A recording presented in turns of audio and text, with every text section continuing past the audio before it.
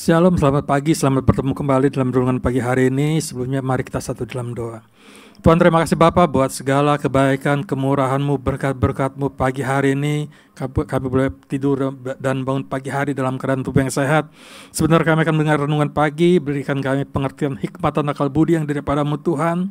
Biar renungan pagi hari ini boleh memberikan kami kekuatan dalam kami menjalani hari bersama dengan Kau Tuhan.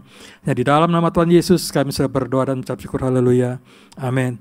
Renungan pagi hari ini saya beri judul Kasih Bapa. Berbicara tentang kasih Bapa, kita juga pasti mengingat kepada Bapa kita, orang tua kita yang menjadi Bapa biologis kita. Berpikir tentang Bapa kita, pasti kita berpikir tentang Bapa yang penuh dengan kasih kepada kita. Itu yang kalau kita berbicara tentang sesuatu yang normal, yang pasti Bapa itu mengasihi kita. Dia akan melindungi kita dengan sepenuh hati, dengan bukan hanya sepenuh hati, tapi sepenuh jiwa juga. Saya juga bisa merasakan sebagai Bapa, karena saya juga udah punya anak.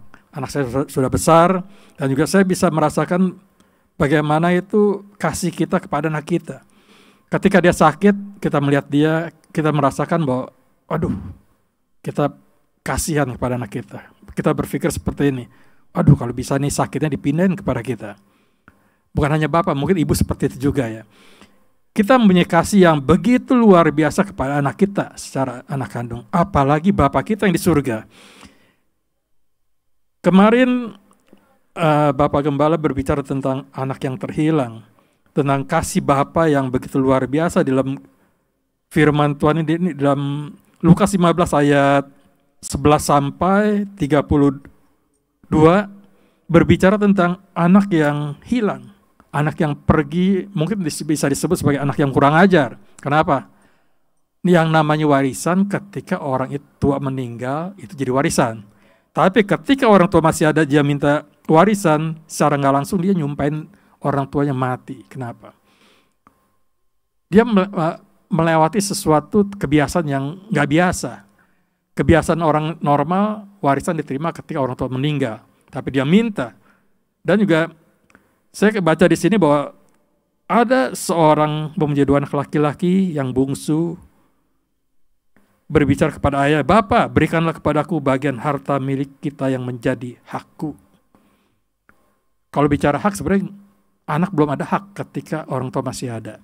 Ketika orang tua nggak ada, itu baru menjadi sesuatu yang biasa yang terjadi, bahwa itu menjadi warisan dan menjadi hak anak dan juga orang yang ditinggalkan. Ketika anak itu minta, saya yakin bahwa ini kan ketika saya baca ini nggak ada pembicaraan tentang bagaimana ayah berbicara kepada anaknya ketika anak itu meminta warisan. Tapi saya yakin bahwa Bapak itu pasti memberikan arahan, nasihat, mungkin perkataan-perkataan yang baik, pengertian-pengertian kepada anak itu. Tapi yang kalau saya lihat bahwa ketika anak itu minta, berarti anak itu sudah nggak bisa berpikir lagi. Anak ini mungkin bisa dikatakan kurang ajar. Ketika dia habiskan, baru dia ingat. Baru dia ingat kepada bapaknya lagi. Jadi dari pembacaan Lukas ini, saya mengambil intinya yaitu pertama, Bapak yang penuh dengan kasih. Sekalipun mungkin Bapak itu secara normal pasti sakit hatinya. Bapak itu pasti merasa bahwa kok anak ini kenapa tinggalkan dia? Kenapa anak ini nggak mau tinggal dengan dia? Sedangkan kalau kita baca bahwa Bapak ini Bapak yang penuh dengan kasih. Ketika diminta, dia berikan.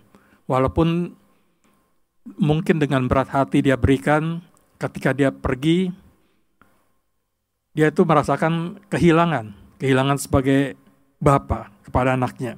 Jadi yang pertama, Bapak yang penuh dengan kasih. Dia memberikan semuanya itu walaupun dengan mungkin berat hati.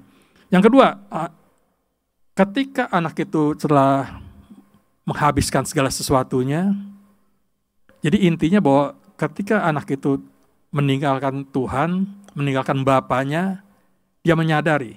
Jadi yang penting dalam hal ini adalah bahwa anak itu menyadari kesalahan. Ketika dia menyadari kesalahannya, dia mengambil tindakan. Tindakan apa? Dia mau kembali kepada Bapa. Kembali kepada Bapa yang dia tahu bahwa Bapaknya penuh dengan kasih. Bapaknya penuh dengan kebaikan. Makanya dia bisa ingat kepada Bapaknya. Coba kalau dia nggak bapaknya nggak baik, nggak mungkin dia bisa ingat kepada bapaknya. Saya juga sebagai anak, mungkin waktu saya masih kecil juga saya nggak punya figur bapak ya. Bukannya saya nggak punya bapak punya. Tapi figur sebagai bapak yang baik itu nggak saya rasakan. Tapi saya tahu bahwa apa yang saya nggak dapatkan, Tuhan berikan di dalam kasih Tuhan kepada kita, kepada saya. Saya merasakan bahwa sekalipun saya nggak merasakan kasih Bapa yang sesungguhnya, Bapa yang melahirkan saya, tapi saya bisa merasakan kasih Bapa kepada saya. Yang ketiga, bahwa kenapa anak itu bisa ingat dan mau kembali? Karena dia tahu bahwa Bapaknya pasti mengampuni, Bapaknya pasti memaafkan. Dan juga yang dia tahu ketika dia datang, pasti Bapaknya akan menerima dia dengan sepenuh hati, karena kasihnya yang begitu luar biasa. Dan juga yang pasti ketika dia sadar, dia mau kembali, dia bertindak. Jadi ada tindakan yang sungguh-sungguh bahwa dia mau kembali kepada Tuhan. Karena banyak orang yang ketika sadar cuma sebatas sadar, tapi dia nggak mau bertindak untuk kembali. Percuma. Jadi ketika dia sadar kesalahannya dan dia bertindak untuk memperbaiki kesalahannya dengan kembali kepada Bapa. Dan ketika dia kembali, apa yang dia dapat? Bahwa dia mendapatkan sukacita dari bapaknya ketika bapak itu melihat anaknya kembali, dia menerima, dia merangkul, dan dia bersukacita, dia berpesta dengan orang-orang yang ada di sekelilingnya. Apalagi Bapa kita yang di surga. Itu Bapa yang di dunia seperti itu, Bapa yang di surga lebih lagi daripada apa yang dilakukan oleh Bapa kita yang di bumi ini.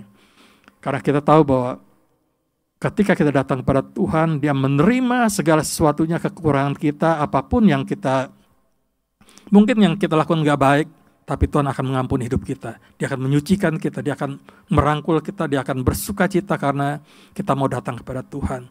Biar renungan pagi hari ini, boleh kita mengambil hikmahnya bahwa Tuhan mau menerima kita apa adanya, sejelek apapun, sekotor apapun, sedosa apapun, dia mau kita kembali dan juga menjadi bagian daripada kerajaan surga.